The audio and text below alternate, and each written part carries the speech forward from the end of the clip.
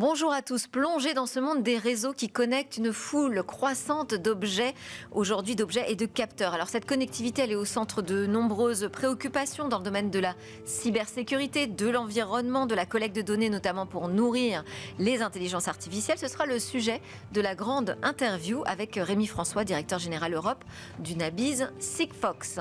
Dans cette édition également, on parlera du Bitcoin et de l'élection de Donald Trump. Mais d'abord, 3 questions sur un campus d'excellence sur la malvoyance. C'est tout de suite l'ouverture de Smartech. Un nouveau campus d'innovation technologique ouvre ses portes à Paris ce 3 décembre. Il sera dédié au handicap visuel. Il veut constituer une étape décisive vers une plus grande autonomie des personnes malvoyantes et non-voyantes. Bonjour Thibaut Martin-Pré. Bonjour Delphine. Vous êtes le préfigurateur de ce campus qui porte le nom de Louis Braille. On rappelle quand même quelques mots sur Louis Braille. Bien sûr, Louis Braille, donc, qui était un Français qui a vécu première moitié du 19e siècle, vers 1820-1850, à Paris. Et c'est là, dans le quartier de Duroc, qu'il a inventé le code Braille que tout le monde connaît aujourd'hui et qui est utilisé par des millions de personnes à travers le monde aujourd'hui. Alors Thibaut, qu'est-ce qu'on va trouver dans ce campus ? Alors on va trouver des chercheurs, on aura des partenariats avec des universités, il y aura aussi des startups, des projets innovants, des boîtes un petit peu plus matures, et bien sûr des personnes concernées directement par le handicap visuel pour tester les prototypes, les projets. Voilà, donc il y aura l'ensemble des personnes concernées pour stimuler l'innovation et la recherche. Donc réunis au sein d'un même lieu, c'est le principe de ces campus. On a vu un campus santé émerger, des campus sur la cybersécurité. Donc ça en reprend le principe. Ça se passera au sein de l'Institut national des jeunes aveugles à Duroc. Plus que ces 4 structures qui fondent le campus, donc c'est effectivement l'INJA, Louis Braille, qui est l'école historique dans laquelle Louis Braille a été élève et enseignant, donc au 56 boulevard des Invalides à Duroc, mais également 3 associations autour de l'INJA, donc Valentin Huy, Voir Ensemble et APIDV. Et donc ces 4 structures disposent de 20 000 m² autour du quartier de Duroc, qui est un très beau quartier. Donc on a un potentiel pour accueillir des porteurs de projets, des startups, des chercheurs, mais aussi pour faire de la sensibilisation et de l'événementiel.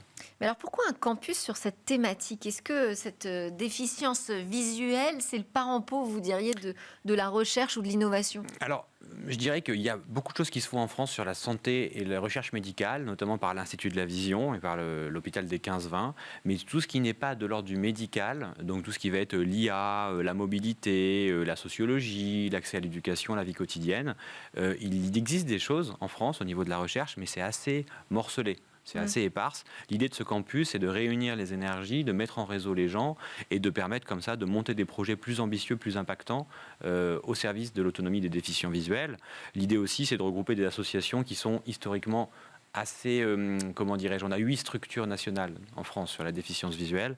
Donc on va déjà en regrouper 4 dans ce campus et notre intention est d'aller jusqu'à regrouper tout le monde à terme. Et du côté des startups, des entreprises innovantes que vous allez accueillir, ce seront des entreprises françaises, internationales ? Alors, principalement françaises. Ouais. L'idée, c'est vraiment de permettre à ces entreprises françaises d'aller chercher le marché européen, puisque le marché de la déficience visuelle en France, bien que constitué de 2 millions de personnes, n'est pas suffisamment grand pour monétiser et pour vivre au-delà d'une ou 2 levées de fonds.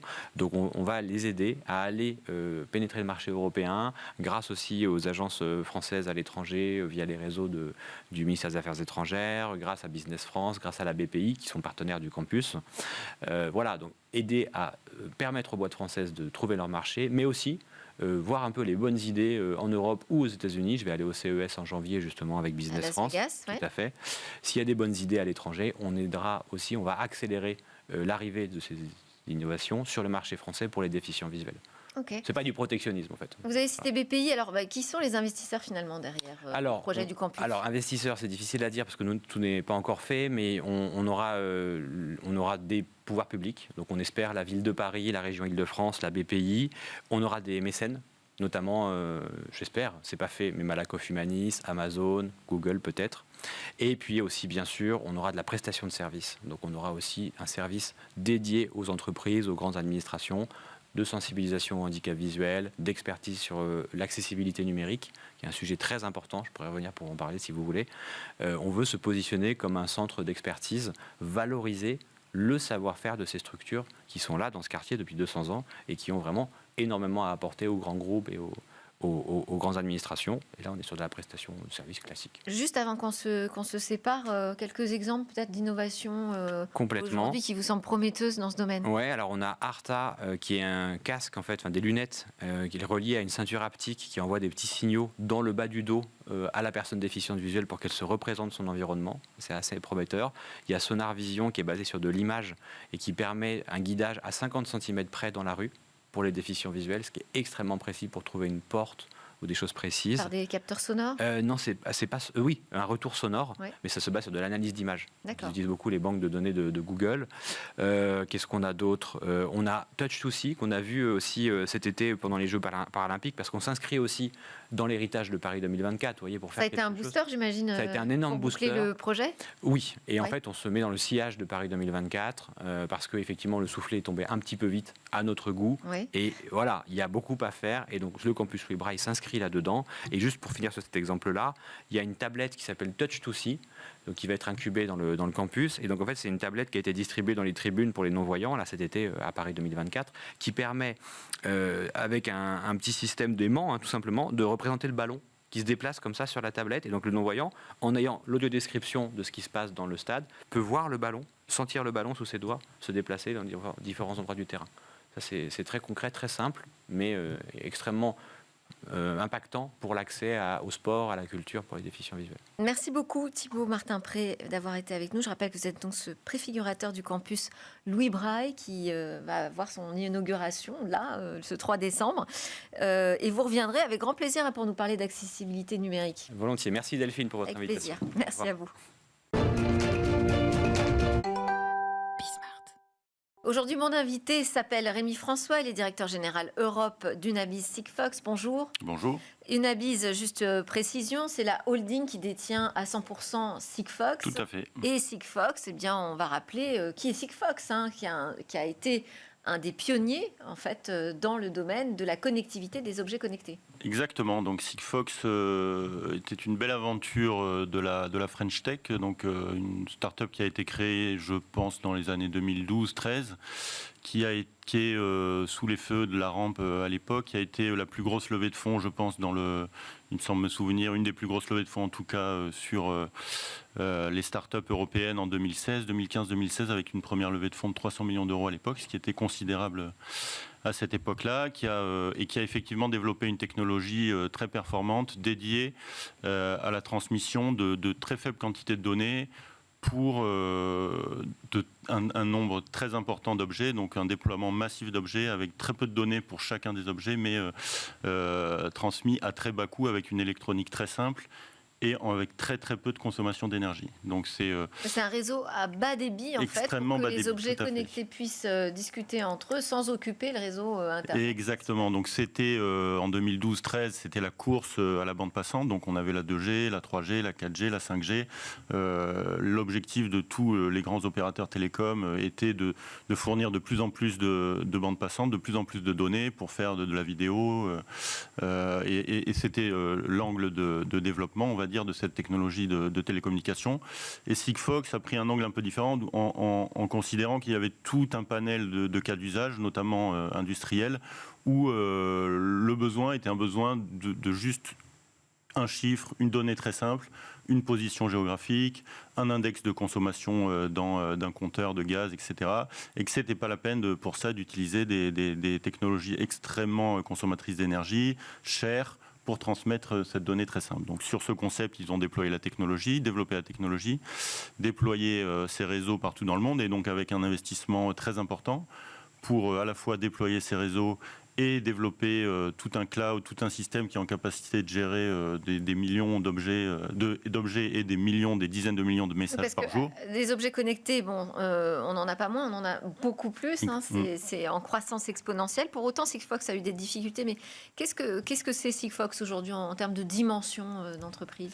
Et donc Sigfox, effectivement, a eu des difficultés. Donc avec tout cet investissement, le système a été déployé. On a aujourd'hui un réseau Sigfox dans plus de 70 pays dans le monde. Ouais. donc extrêmement, sans doute, la technologie IoT la plus déployée, en tout cas sur un réseau unique, sur un réseau global, avec un seul, disons, sans roaming, un objet peut aller dans ces 70 pays et transmettra sa donnée.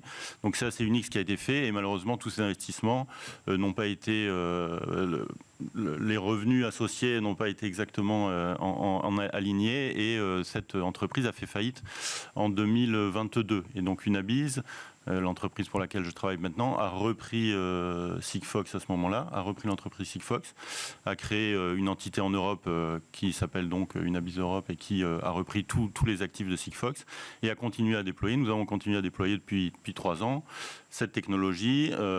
Sigfox, c'est combien de personnes qui travaillent chez Sigfox aujourd'hui, en France, dans le monde? Environ 80 personnes, 85 personnes, on va dire, en France. En France? Oui, c'est ça. Et une dizaine de personnes en Europe, et une soixantaine de personnes en Asie qui viennent d'Unabise, qui est une holding singapourienne, donc avec une activité en Asie également. On va en parler. La technologie, juste pour rester sur la technologie de Sigfox, c'est pas la seule aujourd'hui à proposer un réseau vraiment dédié à la communication des objets connectés.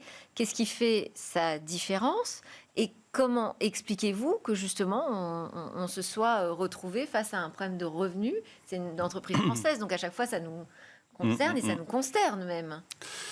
Il y a effectivement un certain nombre de technologies qui adressent ce marché du bas débit et d'objets connectés où la course à la bande passante n'est pas l'essentiel. Je vais citer parce que LoRa, c'est le plus connu. Tout à fait. Donc LoRa est une autre technologie similaire. Les positionnements sont assez différents. LoRa est très présent sur des réseaux privés, c'est-à-dire un réseau dédié qui sera acheté par un gestionnaire de bâtiment, par exemple, qui veut transformer son bâtiment en bâtiment intelligent. Il va acheter toute une solution LoRa. Ça inclura des antennes qui seront déployées dans le bâtiment, un petit cloud pour lui, et il y aura un réseau à la taille de son bâtiment qui sera déployé et qui sera dédié à cette activité, à ce projet. L'approche de Sigfox est différente. C'est une approche le modèle d'affaires est un modèle de réseau public, c'est-à-dire que les réseaux sont déjà déployés. En France, il y a une couverture, de la même manière qu'on a une couverture cellulaire, on a une couverture Sigfox. Dans toute l'Europe, il y a une couverture Sigfox sur le même réseau, avec des opérateurs qui ont acheté les antennes, qui les déploient, qui payent la maintenance de et qui se rémunèrent sur les abonnements. Donc le modèle est différent. On s'adresse plutôt à des cas d'usage qui seront très diffus sur le territoire, pas identifiés sur un lieu particulier, que ce soit une ville ou un bâtiment, mais tout ce qui est logistique, par exemple, où tous ces assets, tous ces chariots, tous ces palettes vont circuler dans toute l'Europe. Le modèle réseau public est sans doute plus adapté. Donc c'est un modèle d'affaires différent par rapport à LoRa. Et alors qu'est-ce que vous pêchez dans le modèle d'affaires ? Donc ça demande un investissement initial beaucoup plus important, parce qu'il faut déjà développer la technologie, tout le cloud, un cloud qui soit en capacité de gérer des dizaines de millions d'objets, des centaines de millions de messages, donc c'est très cher. Il faut ensuite déployer tous ces réseaux, donc ça veut dire acheter des antennes, louer des sites pour mettre les antennes, etc. Donc c'est un investissement initial extrêmement élevé qui va se payer au fur et à mesure de la croissance du nombre d'objets. Et ce qui a fait défaut à Sigfox, c'est la rapidité de la croissance de ce nombre d'objets connectés au réseau. Et ce qu'on voit, donc c'est vraiment une question de timing. Aujourd'hui, on arrive à question de timing, question d'investissement aussi, de capacité d'investissement. Donc ça, c'est plutôt aux côtés des investisseurs qu'il faut regarder à l'époque. Français, européens. Exactement. Ouais. Qui n'ont pas suivi ce mouvement qui était extrêmement cher de toujours financer le déploiement des réseaux en attendant que le nombre d'objets soit suffisant pour payer le réseau. Et donc, question d'interopérabilité aussi peut-être avec les autres réseaux, les autres technologies ? Peut-être, ça c'était peut-être effectivement quelque chose qui aurait pu être amélioré. Donc nous, Unabise, avons une approche très différente. On se positionne vis-à-vis de nos clients comme un fournisseur de solutions pour leurs problèmes. Donc on va discuter de leurs problèmes et on va leur proposer la solution la plus adaptée. Sigfox si c'est la Sigfox qui est le plus adapté. Mais on est aussi en capacité de proposer du LoRa, du cellulaire et encore mieux des solutions qui incluent les 2, 3, 4 technologies combinées, parce que chacune a ses caractéristiques et effectivement sans doute se mettre en opposition frontale et en présentant par exemple LoRa comme un concurrent était sans doute pas une stratégie Enfin bon, on ne va pas juger du Bon, passé, mais en tout cas, on est nous, quand même notre un peu approche est différente. dans Ouais, la tout à fait. continuité, puisque le repreneur, en fait, c'est un historique de Sigfox. Tout à fait. Qui était là à l'origine pour développer l'activité de Sigfox en Asie. C'est pour ça Exactement. qu'aujourd'hui, Unabiz est une entreprise singapourienne. Exactement. Donc Unabiz est une entreprise, une holding singapourienne, fondée par deux cofondateurs français, dont Henri Bon, qui était le premier employé de Sigfox, donc à l'époque en Asie, Oui. qui a monté son entreprise Unabiz en 2016 pour effectivement commercialiser Sigfox en Asie. Donc avec un réseau à Singapour, un réseau à Taïwan et une capacité de développer des objets connectés Sigfox avec tout l'écosystème taïwanais et qui a eu un certain succès puisqu'on a notamment aujourd'hui un de nos projets phares qui est environ 1,5 million de compteurs gaz connectés à Tokyo, au Japon.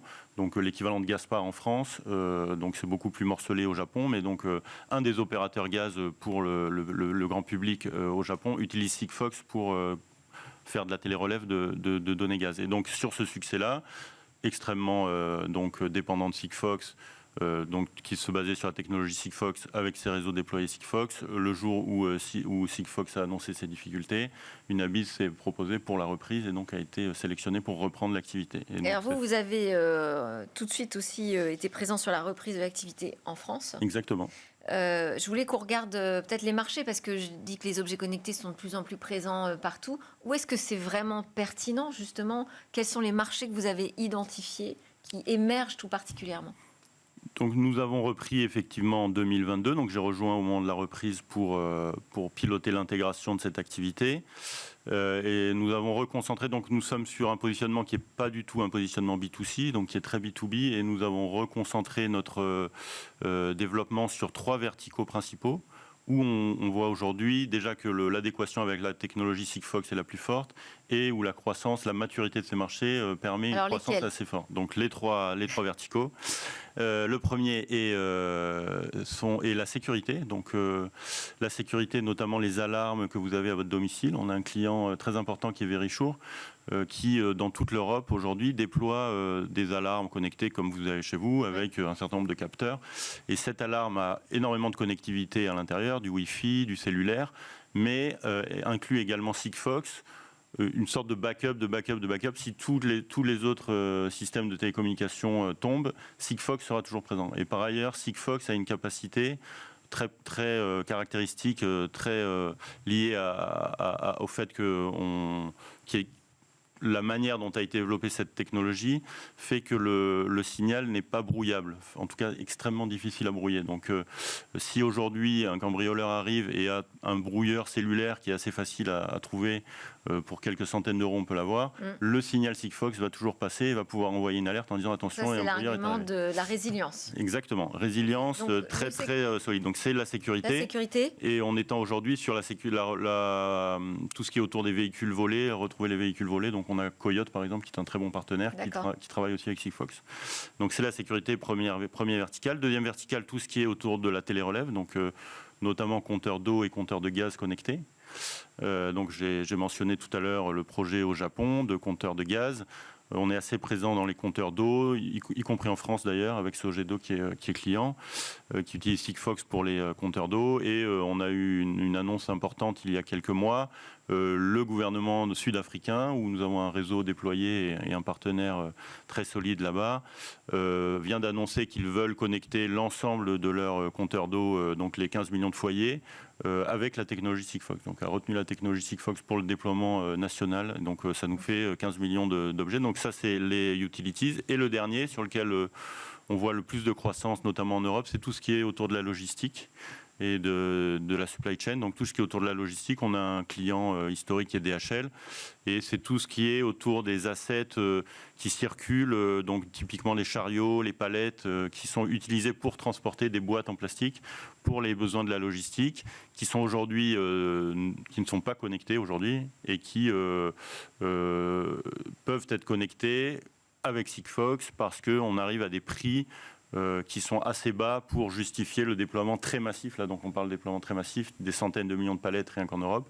Il faut que le coût de l'extraction de données soit assez bas pour que ce soit viable économiquement. Et donc aujourd'hui, on arrive avec Sigfox à des prix qui sont cohérents et donc on est en discussion avec DHL, mais d'autres acteurs de la logistique, voire des grands industriels pour leur propre logistique, pour le suivi de chariots, de palettes, et même de cartons. Vous avez donné des exemples en Afrique ou au Japon. Le marché européen, c'est difficile ?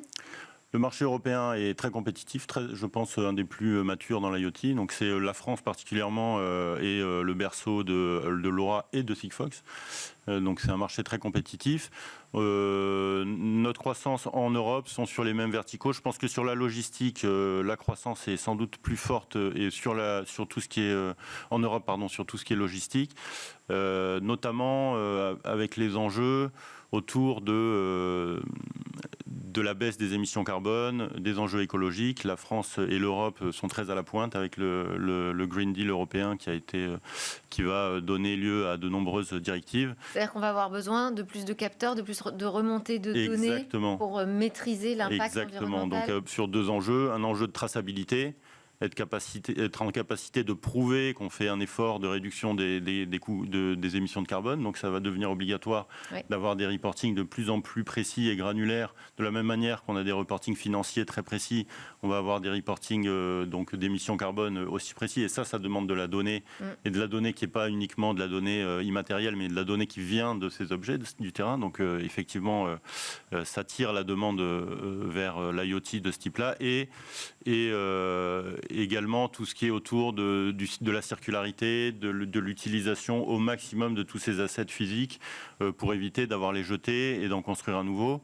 Et là, pareil, ça demande une optimisation de ces flux de palettes, de ces flux de chariots pour être en capacité déjà de les faire tourner le plus possible, qu'il n'y en ait pas qui restent sans bouger et qu'on doit remplacer par des nouveaux, et les intercepter, les réparer juste avant qu'ils soient trop endommagés, etc. Donc là aussi, on a besoin de données. Il y a un autre phénomène majeur qui est favorable, j'imagine aussi à votre activité, c'est l'IA.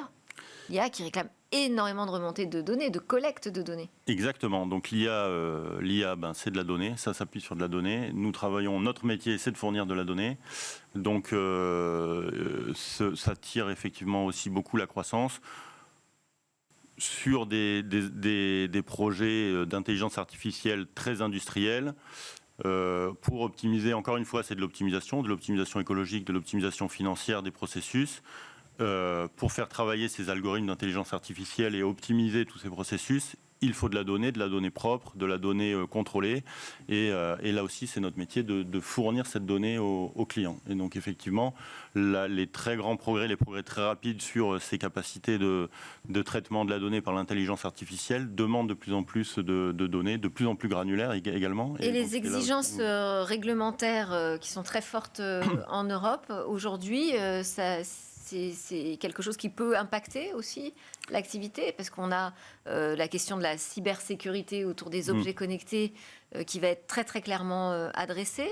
Il y a la question de quel type de données on fait remonter ou pas. La question environnementale, c'est aussi comment est-ce qu'on limite toute cette électronique partout. Donc oui, tout à fait. Donc comme j'ai expliqué, la réglementation, la régulation autour de la traçabilité, de la réduction de l'empreinte carbone, c'est plutôt ça tire plutôt notre croissance, puisque nous on va fournir ces solutions. Il faut que ces solutions soient effectivement le moins impactantes et le coût le plus faible possible en carbone notamment, et en électronique et en matières premières. Mais l'intérêt de cette technologie Sigfox, c'est dès le début, depuis 2012, c'était le concept initial, c'est la frugalité. Le fait qu'on transmet juste assez de données et qu'on n'utilise pas des bandes passantes énormes pour transmettre ces petites données. Rémi François, je vous ai lancé sur une grande problématique alors qu'on n'a plus tellement le temps. Donc très bien. Bon, en fait, vous m'avez un petit peu déjà répondu sur ces questions. Oui, exactement. Et sur la cybersécurité notamment, qui là, pour le coup, effectivement, met un cadre assez strict autour de tout ce qui est IoT. On regarde ça avec beaucoup d'attention. Il est clair que notre système est sans doute pas le plus vulnérable à ces sujets-là, mais en tout cas, on attend de voir les... Merci beaucoup Rémi François de nous avoir parlé de cette autre facette du sujet des objets connectés, à savoir les réseaux qui leur permettent de communiquer ensemble. Je rappelle que vous êtes le directeur général Europe d'Unabiz. Merci beaucoup. Merci.